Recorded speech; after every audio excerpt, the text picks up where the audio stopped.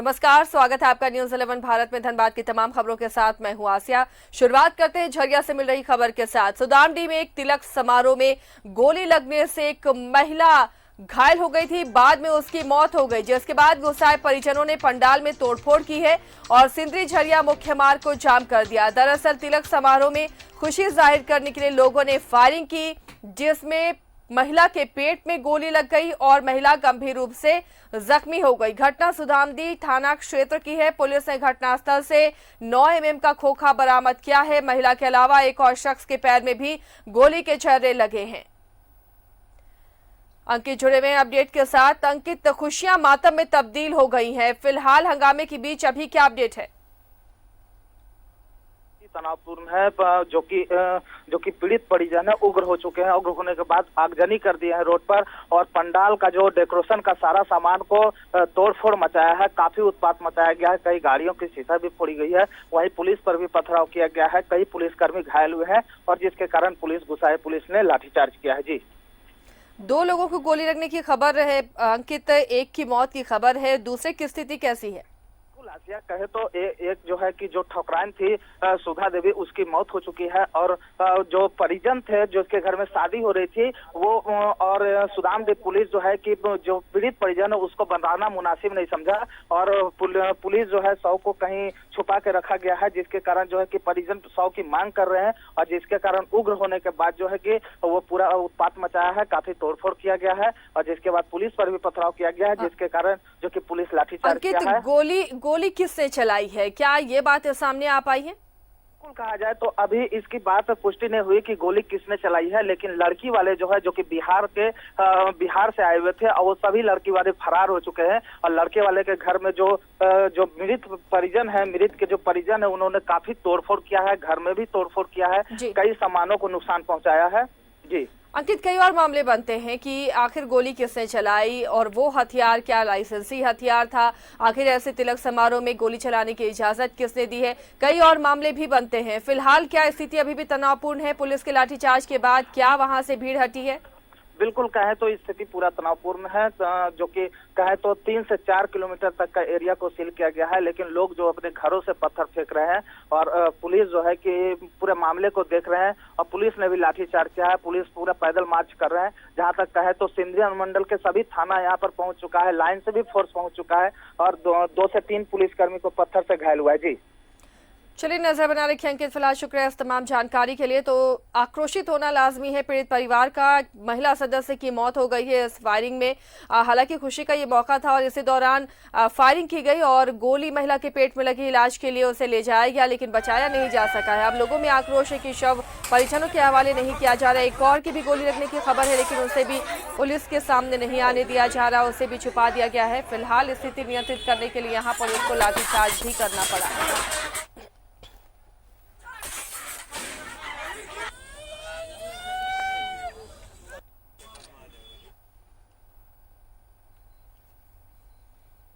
इधर बाघमारा में वर्चस्व को लेकर खूनी लड़ाई थमने का नाम नहीं ले रही। बुधवार को दूसरे दिन भी लुती पहाड़ी चौक पर बमबाजी और गोलीबारी हुई। कोल ब्लॉक 2 के नदखुर के कोल डंप में वर्चस्व को लेकर ढुल्लू महतो और जलेश्वर महतो के समर्थकों के बीच विवाद हुआ और बम और गोलियों की बौछार हुई। घटना की सूचना के बाद मौके पर पहुंची पुलिस ने खोखा और 2 जिंदा बम बरामद किया है। वही घटना से गुस्साए ढुल्लू समर्थकों ने बाघमारा थाना परिसर के सामने ही जमकर हंगामा किया, साथ ही बम कांड के आरोपियों की गिरफ्तारी की मांग की। फिलहाल पुलिस के प्रयास से कोल डंप में कोयला लोडिंग सुचारू कर लिया गया है, साथ ही कई अज्ञात के खिलाफ मामला भी दर्ज किया गया है।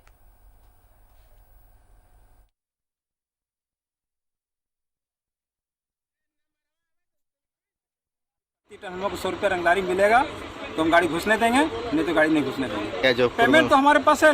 लेबर को मना कर रहा है कि तुम जो लेबर उसे लोडिंग लेगा उसका हम सरदारी काट देंगे, लेबर से हटा देंगे। इसलिए डर से नहीं ले रहे पैसा वो लोग। अभी तो है वही। जलेश्वर महतो का समर्थक अनेक गुंडा लोग 10 गो आके यहाँ पर रंगदारी वसूलने का काम कर रहा है और हम लोग का जो मजदूरी है वो बोलता है कि नहीं देंगे। तो सर्वप्रथम हम लोगों ने एफआईआर दर्ज कर लिया है अज्ञात के विरुद्ध और इस संबंध में अभी हम लोग जांच भी करेंगे कि क्या घटना घटी और किस तरह से इस तरह से इस चीज़ों को किया गया है। देखिए, अभी तो 2 सुतली बम छोड़ने की बात की जा रही है और 8 से 10 राउंड फायरिंग की बात की जा रही है। तो हम लोग अगल बगल के लोगों से पूछताछ कर रहे हैं और इसको वेरीफाई कर रहे हैं। जो शिकायत करता है उन्होंने अपने तरफ से एक FIR अज्ञात के विरुद्ध दर्ज किया है। उन्होंने किसी को भी आइडेंटिफाई नहीं किया है। इस संबंध में हम अपने रिसोर्सेज को थोड़ा स्ट्रॉन्ग करेंगे और गहन छानबीन करके इस मामले का तहकीकात करके पूरी बात का पता लगाएंगे। बागमारा के नदखुर्की कोल डंप में विवाद के बाद हुई बमबाजी की जांच के लिए SSP असीम विक्रांत मिंज ने घटनास्थल का दौरा किया और घटना से जुड़े लोगों से गहन पूछताछ की है। हालांकि अब तक इस मामले में किसी की भी संलिप्तता उजागर नहीं हो पाई है कि किस पक्ष की तरफ से ये किया गया है। अनुसंधान के बाद ही घटना की सत्यता का पता चल पाएगा। गोली चलाई गई, इस पर एक कांड दर्ज किया गया है और उसके बाद हम लोगों के द्वारा छानबीन की जा रही है उसमें कि वास्तव में मामला क्या था। तो यहाँ पर जिस घटना की बात हुई थी, उस घटना के बाद, उस कथित घटना के बाद हम लोगों ने, हमारी PCR टीम ने पीछा किया था। 2 लोग मिले, तो 2 लोग मिले हैं। उन लोगों से पूछताछ करने में पता चला कि जिसके साथ घटना हुई है वो उनका ही साथी है। जो कुछ पूरा मामला आया है उसमें बहुत सारी चीज़ें जो है स्पष्ट नहीं हो पा रही है। बहुत सारे लोगों ने कोई आवाज़ नहीं सुनी, फायरिंग की और बहुत अलग अलग तरह के बयान आ रहे हैं।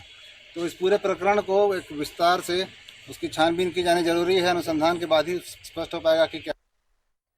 धनबाद कोयलांचल के हाई प्रोफेशनल अपहरण, धोखा और दुष्कर्म मामले में आरोपी बादल गौतम से धनबाद पुलिस लगातार पूछताछ कर रही है। SSP असीम विक्रांत मिंज ने ये जानकारी दी। उन्होंने कहा कि पुलिस ने उसे 2 दिनों की रिमांड पर लिया था। BCCL के पूर्व DTDC झा की विवाहिता बेटी अनुप्रिया ने बादल पर अपहरण और दुष्कर्म करने का आरोप लगाया है। साथ ही लाखों की ज्वेलरी रखने का भी आरोप लगाया। बादल को पिछले दिनों RPF की सहायता से पंडित दीनदयाल उपाध्याय रेलवे स्टेशन से गिरफ्तार किया गया था।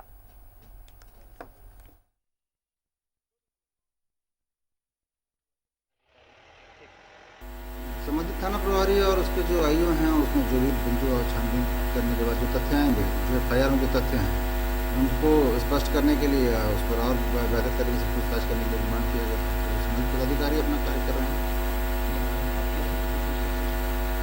जो पदाधिकारी जिस चीज़ के लिए हैं नियत किए गए हैं, वो लोग उसको काम करते हैं और हर एक जगह पर, हर एक व्यक्ति को हर जगह उपस्थित होना।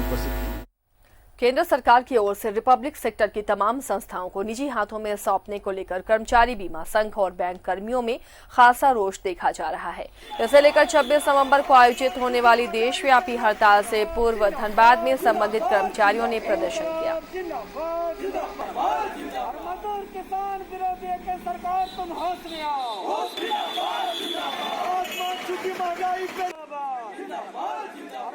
किसान विरोधी के सरकार तुम हौसले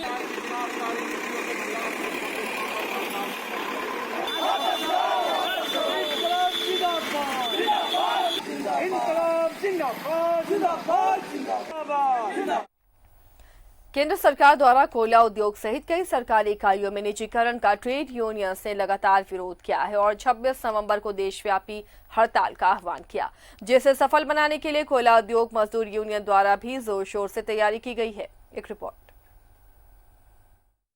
केंद्र सरकार द्वारा कोयला उद्योग में कमर्शियल माइनिंग के तहत कोल ब्लॉक आवंटन की अनुमति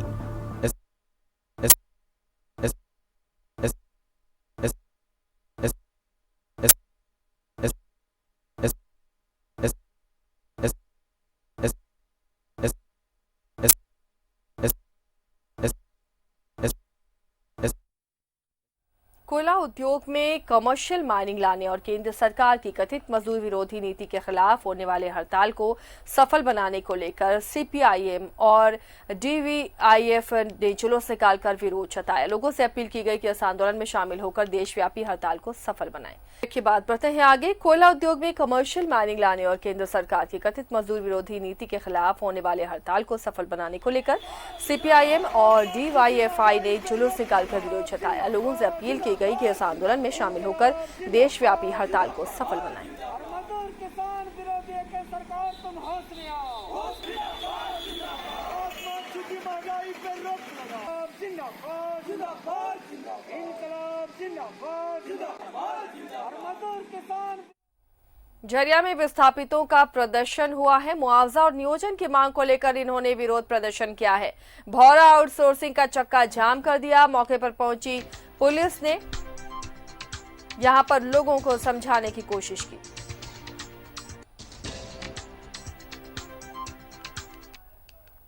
निरसा के मैथन पुलिस ने ठग गिरोह के 2 सदस्यों को गिरफ्तार किया है। पुलिस ने दोनों को गिरफ्तार कर जेल भेज दिया। निवेशकों के साथ एंजल ब्रोकिंग कंपनी के द्वारा करोड़ों की ठगी के मुख्य अभियुक्त श्रीकांत दास की पत्नी और ससुर को पुलिस ने गिरफ्तार कर जेल भेजा है। एंजल ब्रोकिंग के नाम से बहुत लोगों से पैसा लिया गया था निवेश करने के नाम पे, जिस पर निवेशकर्ताओं ने बाद में उन पर ठगी का आरोप लगाते हुए एक केस किया था। केस के नामजद अभियुक्त श्रीकांत दास की पत्नी एवं उनके ससुर को मिर्जाम थाना से गिरफ्तार कर लाया गया। हमारे एसडीपीओ साहब ने बहुत ही मदद की है, उसके आयो साहब तो जी जान। धनबाद उपायुक्त उमाशंकर सिंह ने तंबाकू नियंत्रण पर कार्यशाला का आयोजन किया, जिसमें जिले के तमाम अधिकारी मौजूद थे। इस दौरान कार्यक्रम की उपलब्धियों और वर्तमान स्थिति पर चर्चा की गई। वहीं राष्ट्रीय तंबाकू नियंत्रण बोर्ड के कार्यकारी निदेशक दीपक कुमार ने कहा कि धनबाद जिला को 1 सप्ताह के अंदर धूम्रपान निषेध घोषित कर दिया जाएगा। उन्होंने उम्मीद जताते हुए कहा कि इस दौरान तंबाकू पर पूरी तरह से रोक लगा दी जाएगी। साथ ही उन्होंने कहा कि हर साल 15 लाख लोगों की मौत तंबाकू के सेवन से होती है। ऐसे में लोगों को जागरूक करने की जरूरत है।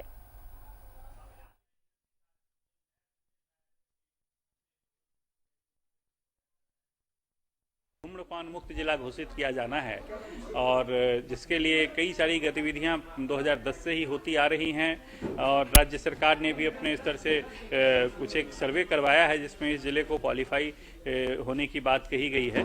तो डीसी साहब का एक निर्देश हुआ है कि आज इसको हम लोग इंटेंसिव ड्राइव करीब हफ्ता 10 दिन का भी चलाएंगे और उसके बाद फिर आगे की जो गतिविधियां हैं उसके ऊपर काम करेंगे। खास तौर से स्कूलों के 100 गज के दायरे में जो तंबाकू उत्पाद बेचने वाले दुकानें हैं उनको हटवाने के लिए बहुत सख्त निर्देश दिया गया है और साथ ही जो सार्वजनिक स्थानों पर लोग धूम्रपान करते पाए जाते हैं उनके खिलाफ एक सघन अभियान चलाया। झरिया में राजा शिव प्रसाद कॉलेज का उद्घाटन के बाद वहां के छात्राओं में खुशी की लहर है। BCSL भूलन बरारी रोपवे कार्यालय में विनोद बिहारी महतो कॉलेज के डॉक्टर अंशुनी कुमार श्रीवास्तव और विधायक पूर्णिमा नीरज सिंह ने फीता काटकर उद्घाटन किया। इस मौके पर विधायक पूर्णिमा नीरज सिंह ने कहा कि बेलगढ़िया में कॉलेज के शिफ्ट होने से छात्र छात्राओं को काफी परेशानी होती थी और कहा कि RSP कॉलेज को पुनः स्थापित होने से अब इनको काफी राहत मिलेगी।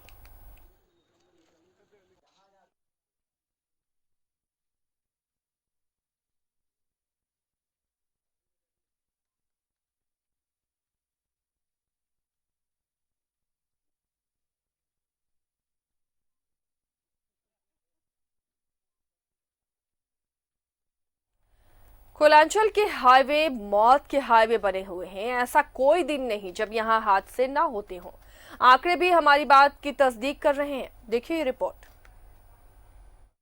सड़कों की लंबाई में राष्ट्रीय राजमार्गों की हिस्सेदारी महज 2% है, लेकिन 33.5% सड़क दुर्घटनाएं राष्ट्रीय राजमार्गों पर ही होती है। धनबाद कोयलांचल में भी निर्माणाधीन राष्ट्रीय राजमार्ग में सचेतक चिन्हों की कमी, अधूरा निर्माण, अवैध डिवाइडर और अवैध पार्किंग के साथ साथ तेज रफ्तार दुर्घटनाओं का मुख्य कारण बन रही हैं। सिर्फ धनबाद में हर साल लगभग 250 लोग सड़क हादसों में अपनी जान गंवा देते हैं, जबकि 300 से अधिक लोग गंभीर रूप से जख्मी हो जाते हैं। हमारे गोविंदपुर साहिबगंज रोड में हमारे नवंबर महीने में ये 15 से 20 गो स्पॉट डेट हो चुके हैं। ये आपके खाली परिवहन विभाग की लापरवाही की वजह से दुर्घटना हो रहे हैं। अगर ये सही सड़क हो जाए, ये जहाँ तहाँ आप देख रहे हैं गड्ढे हैं, अगर ऐसे मरम्मत हो जाए गाड़ी वालों को चलाने में भी आराम रहेगा, सड़क दुर्घटना कम होगा। अब इस साल की सड़क सुरक्षा सेल के आंकड़ों पर नजर डालते हैं। जनवरी माह में 36 सड़क दुर्घटनाओं में 15 लोगों की मौत और 27 लोग घायल हो गए। वहीं फरवरी माह में कुल 30 सड़क दुर्घटनाएं हुई, जिसमें 19 लोगों की मौत हो जाती है और 27 लोग घायल होते हैं।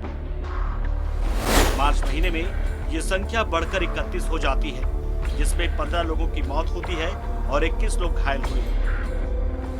अप्रैल माह में सड़क दुर्घटनाओं की संख्या 11 रही, जबकि 8 लोगों की मौत और 20 लोग घायल दर्ज किए गए। मई माह में 16 सड़क दुर्घटना में 16 लोगों की मौत हुई और 8 लोग घायल हो गए। वहीं जून माह में ये संख्या दोगुनी बढ़कर 32 तक पहुंच गई, जिसमें 23 लोगों की मौत हो गई और 17 लोग घायल हो गए। जुलाई माह में भी सड़क दुर्घटनाओं की संख्या कमोबेश इतनी रही, जो करीब 33 थी। दुर्घटना में 19 लोगों की मौत हुई और 15 लोग घायल हो गए। अगस्त माह में सड़क दुर्घटनाओं में थोड़ी कमी आई और ये 22 हो गई। 8 लोगों की मौत हुई और 16 घायल हो गए। सितंबर माह में 15 सड़क दुर्घटनाएं दर्ज की गई, जिसमें 5 लोगों की मौत और 25 घायल हुए। अक्टूबर माह में सड़क दुर्घटनाओं में एक बार फिर से बढ़ोतरी देखी गई और ये बढ़कर 28 हुई, जिसमें 13 लोगों की मौत हो गई और 24 घायल हो गए। यहाँ जब गड्ढा रहेगा तो जाहिर सी बात है कि कोई अगर हाई स्पीड अगर लेकर के आएगा तो हर जगह तो वो देख रहा है कि भाई प्लेन है, कहीं अचानक खड्डा मिला तो वो तो अनबैलेंस होकर के गिर पड़ता। नवंबर माह में अभी तक के सड़क हादसों की बात करें तो एक सड़क हादसे में अकेले एक परिवार के 4 लोगों की मौत हो गई। ट्रैफिक पुलिस के तरफ से लगातार लोगों से ट्रैफिक के नियमों के पालन करने की अपील की जाती है, बावजूद लोग नहीं समझते।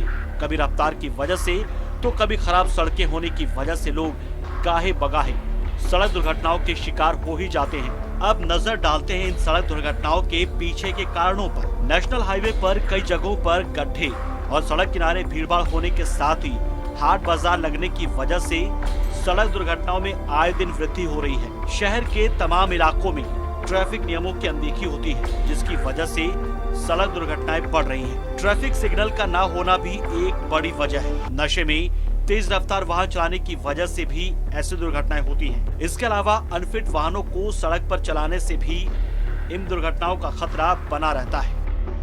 इस मामले में जब जिले के एसपी असीम विक्रांत मिंज से बात की गई तो उन्होंने बताया कि धनबाद पुलिस की तरफ से राष्ट्रीय राजमार्ग और दूसरी सड़कों पर उन ब्लैक स्पॉट का चयन किया जा रहा है जहां पर दुर्घटनाएं ज्यादा होती हैं। इस तरह पुलिसिंग के एस्पेक्ट से जो हमारा एक दूसरा एंगल है वो हम लोग ब्लैक स्पॉट्स को हम लोग आइडेंटिफाई करते हैं। जीटी रोड में या फिर हाईवेज में बहुत सारे जगह हैं जहाँ पर ब्लैक स्पॉट्स हैं, उसको हम लोगों ने आइडेंटिफाई किया भी है। वैसी जगहों पर बहुत सारे जगहों पर हम लोग के द्वारा पोस्टर्स लगाए गए हैं। उस जगहों पर स्पीड ब्रेकर्स भी जहाँ पर आवश्यकता है वहाँ पर उनकी स्पीड ब्रेकर्स बनाए गए हैं और जो सावधानी के लिए बोर्ड लगाया जाता है।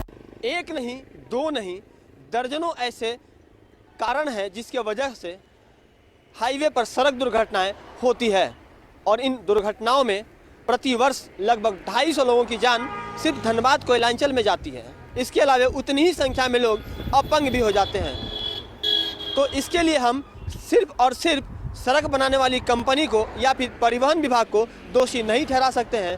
हमें भी सुरक्षित रहने के लिए संयमित होकर चलना पड़ेगा और सड़क पे ट्रैफिक नियमों का पालन भी करना पड़ेगा।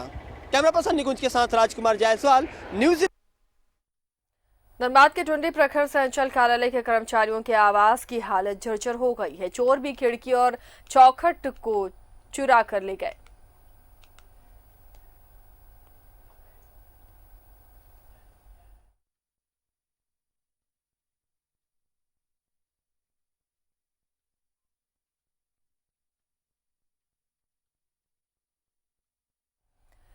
धनबाद के रणधीर वर्मा चौक पर एक हस्ताक्षर अभियान और लड़कियों ने साइकिल रैली निकाली। इसके माध्यम से जिले में महिलाओं को जागरूक करने और झारखंड पुलिस द्वारा उनकी सुरक्षा के लिए जारी किए गए तमाम उपायों के बारे में जानकारी दी। साथ ही शक्ति ऐप के बारे में भी प्रचार प्रसार किया गया। रैली में एसएसपी असीम विक्रांत मिंज समेत कई पुलिस अधिकारियों ने भी भाग लिया।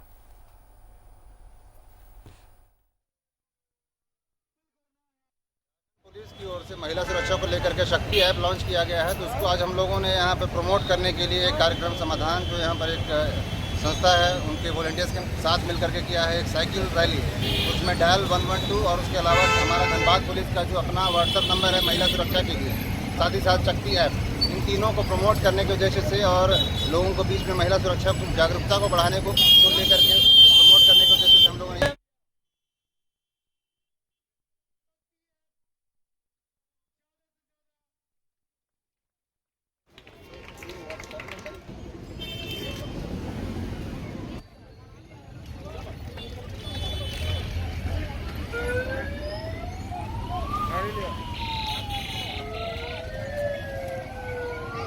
करना है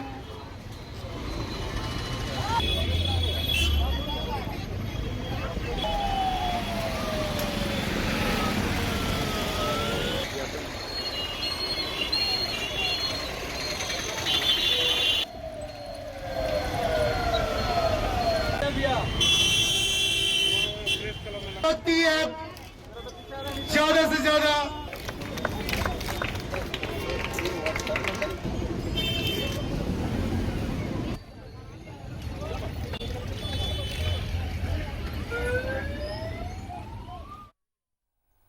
शहर की विधि व्यवस्था को बनाए रखने के लिए जिला पुलिस सजग और सतर्क दिख रही है। बुधवार को शहर के स्टेशन रोड, स्टील गेट और कोर्ट रोड पर अतिक्रमणकारियों के खिलाफ मुहिम चलाई गई। एक बार फिर कोरोना के दस्तक से जिले को बचाने के लिए धनबाद जिला प्रशासन काफी अलर्ट दिख रहा है।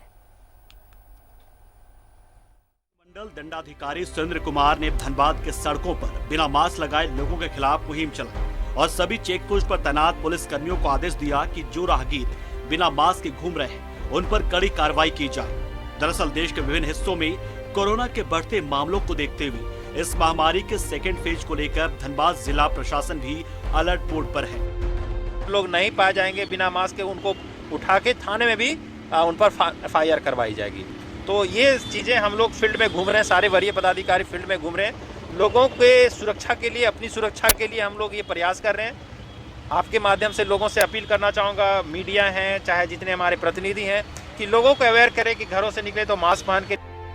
धनबाद पुलिस ने इस दौरान सड़कों पर दुकान लगाए दुकानदारों को सोशल डिस्टेंसिंग का पालन करने के लिए चेतावनी भी दी और साथ ही कहा कि दुकानों के आगे जमावड़ा ना लगे।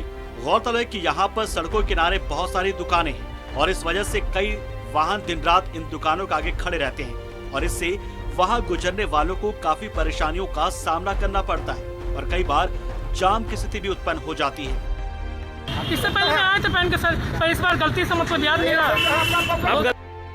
इधर SDM की तरफ से अतिक्रमणकारियों को जोरदार चेतावनी दी गई है और साथ ही नो पार्किंग में लगे वाहनों के खिलाफ कड़ी कार्रवाई की बात भी की जा रही है।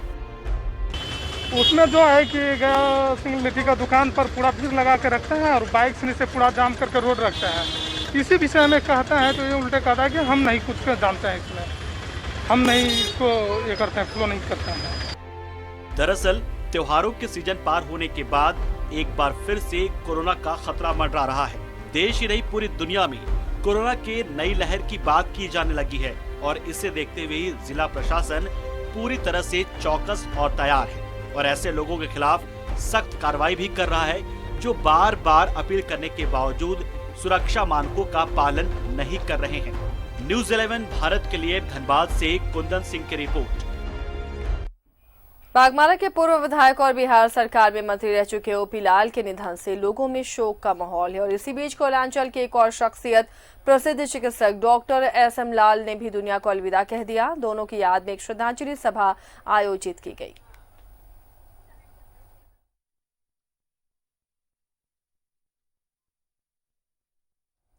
कोयलांचल में पूरे हर्षोल्लास के साथ तुलसी विवाह का आयोजन किया गया। मौके पर सुहागिनों ने भगवान शालिग्राम के साथ गठबंधन की रस्म अदा की। शालिग्राम भगवान विष्णु जी का अवतार माने जाते हैं।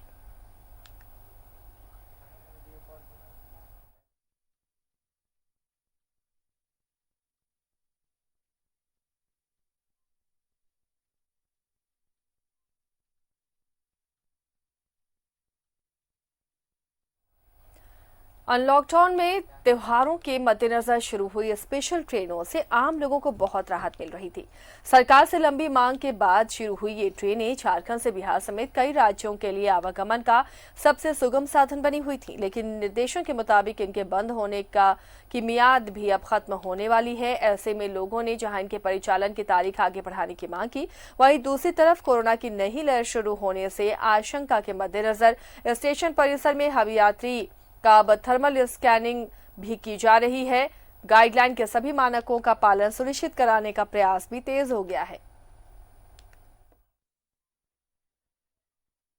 त्योहारों को देखते हुए जो भी जरूरी ट्रेन थी या समाज के विभिन्न क्षेत्रों से जो मांग की गई थी उसको ध्यान में रखते हुए जो भी लोकप्रिय ट्रेनें थी उनको चलाया जा चुका है और ये अभी 30 तारीख तक 30 नवंबर तक हम लोग चला रहे हैं। उसके बाद गृह मंत्रालय और रेल मंत्रालय के निर्देशानुसार इसे आगे बढ़ाने की प्रक्रिया को बहुत सहूलियत हुई।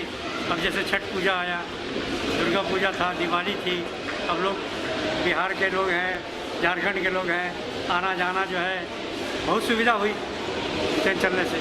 नहीं तो सबों का त्यौहार खत्म हो जाता। अब तो इसको कंटिन्यू करना चाहिए। इसके साथ ही धनबाद की खबरों में फिलहाल इतना ही, लेकिन बाकी खबरों के लिए जुड़े रहिए न्यूज़ 11 भारत के साथ।